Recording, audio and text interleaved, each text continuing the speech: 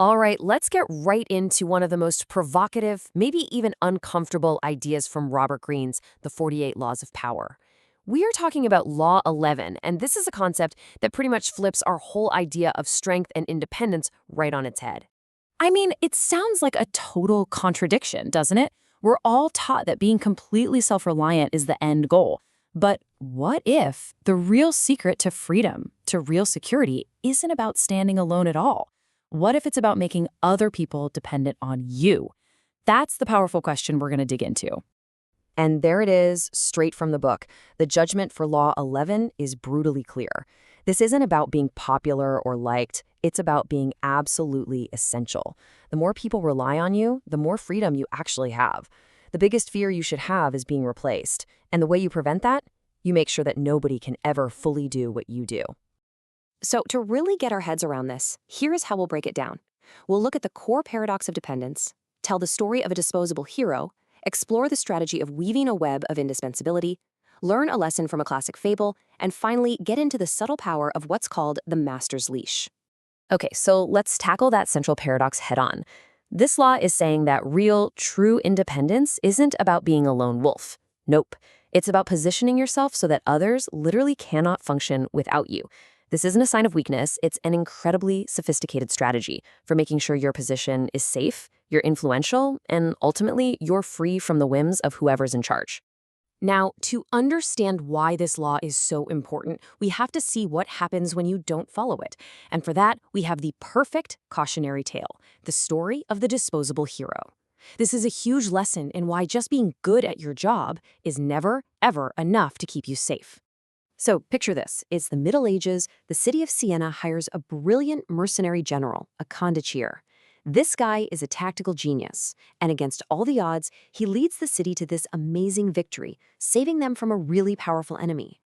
He was a superstar, the talk of the town. The people of Siena were just ecstatic. They actually debated how to reward him. Some even wanted to make him lord of the city. He was showered with praise, treated like a hero, almost like a saint. He did everything right, or so it seemed.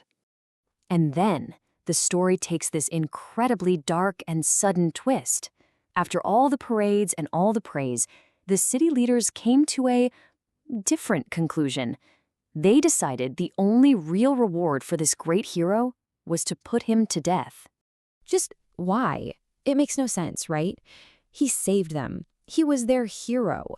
How does gratitude turn into such a brutal betrayal? And this is where you see the cold, hard logic of power. The war was over. His special skill, winning battles, wasn't needed anymore. Suddenly, this powerful man with a loyal army looked less like a savior and more like a threat. Since his purpose was served, he was disposable. His usefulness ran out, and so did his life.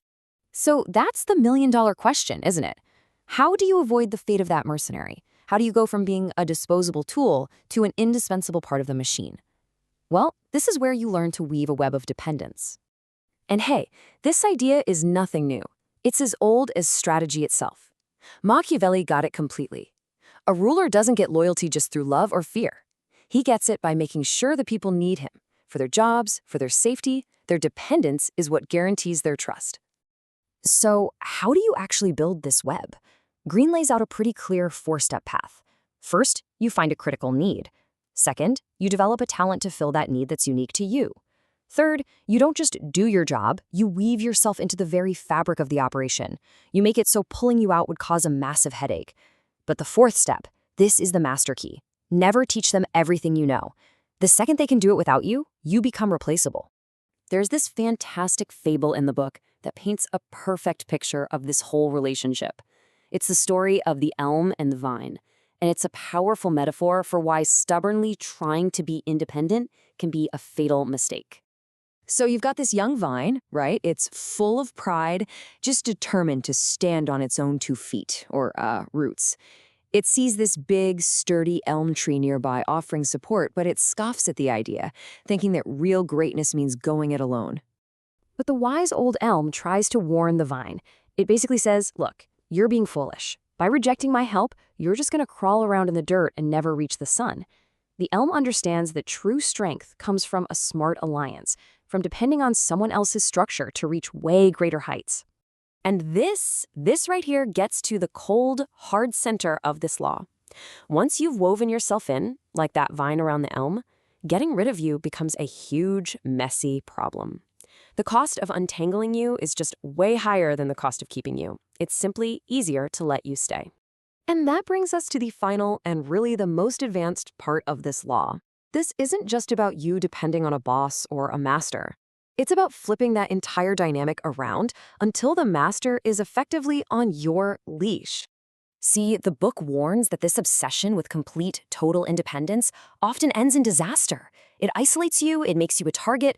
The real power, the real security is in creating a situation of mutual dependence.